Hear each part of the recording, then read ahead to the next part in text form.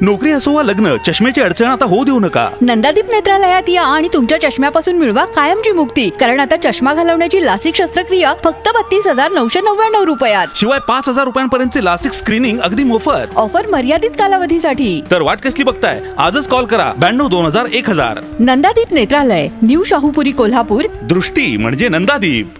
Total यामध्ये 78 कामं आहेत. 78 कामापैकी 1-2 जरी कामं झाली असली तर मी इथून राजकारणातून संन्यास घेतो. तर ह्यांची भूक पैशाची आहे. प्रशासनातल्या लोकांनी घोटाळे केलेत का कामं करणाऱ्या कॉन्ट्रॅक्टरने घोटाळे केलेत? ही आंबपाट्याचं काम करतात, त्यांना गळ्याला पट्टा बांधण्याची गरज आहे.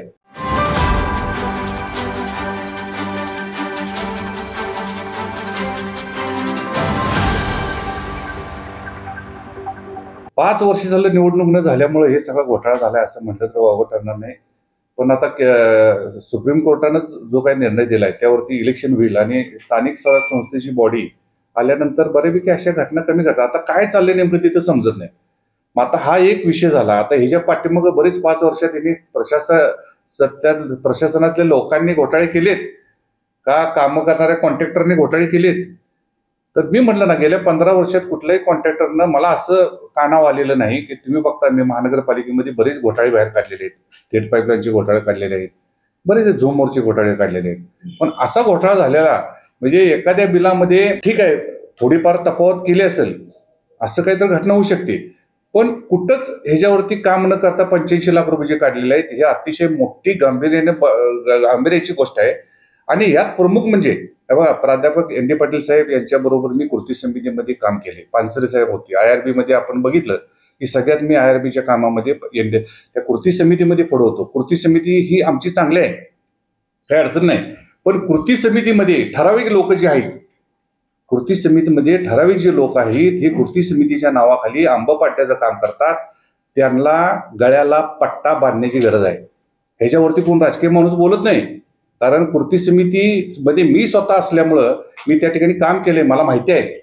तर कृती समितीमधली ठराविक लोक चांगल्या कामामध्ये अर्ज देऊन हे घोटाळा करतात आणि ह्यांना गळ्याला पट्टा बांधण्याची आता गरज आलेली आहे. माझ्या कामात सुद्धा म्हणजे बऱ्याच कामामध्ये हे काम त्यांना दिसलं नाही का?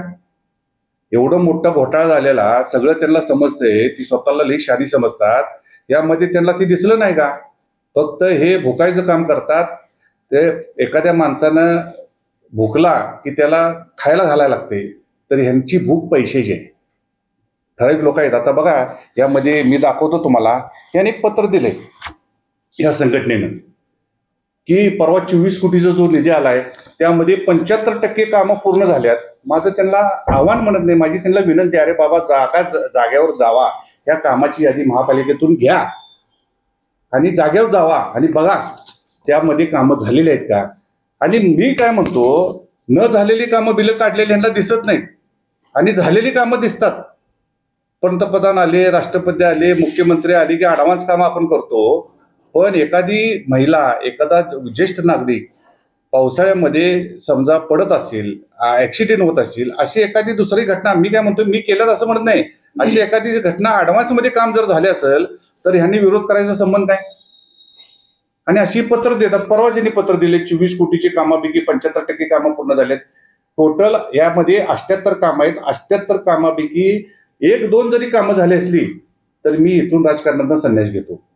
पण असं खोट्या पद्धतीनं माहितीच्या अधिकारात अर्ज द्यायचं आणि लोबाडायचं. तर परवा कोळी म्हणून माहिती अधिकारात अर्ज देणारा माणूस आहे, त्यानं आपल्या जिल्ह्यामध्ये टोटल 43 माहिती अधिकारात अर्ज दिलेत आणि लाच घेताना 5 लाख रुपये त्याला अँटी करप्शननं पकडलं. मग ह्या लोक जी तक्रार करतात, माझी प्रशासनाला पण विनंती आहे, मी कलेक्टर असतील, कलेक्टर साहेब असतील, जिल्हा परिषद असेल, PWD असेल, असल्या माणसांची तुम्ही पत्रच घेऊ नका. कारण हे ब्लॅकमेलर आहेत आणि कोल्हापूरमध्ये प्रगतीला ठाचा घालण्याचं काम, खोडा घालण्याचं काम ही लोक करत आहेत. ह्या लोकांना एवढा मोठा 85 लाख रुपयाचा घोटाळा झाला महानगरपालिकेच्या हद्दीमध्ये, महानगरपालिकेमध्ये, यांना दिसला नाही का? हा सगळ्यात मोठा महत्वाचा प्रश्न आहे. आणि आम्हाला तुम्हाला विनंती करायची आहे, असल्या बातम्या जे काय असतील, खऱ्या बातम्या, तुम्ही तुमच्यामुळं महानगरपालिकेमध्ये काय चाललंय, महानगरपालिकेच्या कोल्हापूर शहरामध्ये काय करावं लागतं हे तुमच्यामुळे आम्हाला समजते की बाबा खड्डे पडलेत, हे झालंय, तो काम करणार, कचरा उचलला पाहिजे. पण प्रगतीच्या कामामध्ये अशी खोटे अर्ज देऊन कॉन्ट्रॅक्टरना लोबाडण्याचं जे काही काम चालवलं आहे कृती समितीमधल्या ठराविक लोकांचं, तर त्यासाठी पण मी आता इथून पुढे पुढाकार घेणार आहे.